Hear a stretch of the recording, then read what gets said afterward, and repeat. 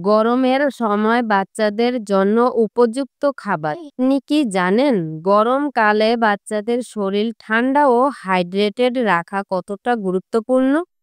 আজকে আমরা জানব গরমের মধ্যে বাচ্চাদের কোন কোন খাবার খাওয়ানো উচিত।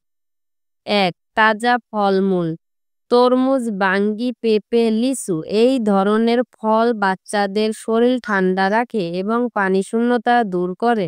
২.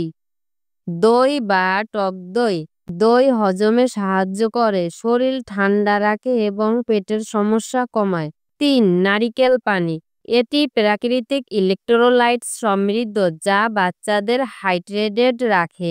৪. শসা ও টমেটো, এই সবজিগুলো সালাদ হিসেবে দিলে বাচ্চারা পছন্দ করে এবং এগুলো শরীর ঠান্ডা রাখে। ৫. লেবুর শরবত বা ফলের জুস, চিনি ছাড়া ঘরোয়া লেবুর শরবত বা তাজা ফলের জুস পানিশূন্যতা রোধ করে। ৬. হালকা খিচুড়ি বা ভাত ডাল, গরমে ভারী খাবার না দিয়ে হালকা ও সহজপাচ্য খাবার দিন, যেমন খিচুড়ি বা পাতলা ভাত ডাল।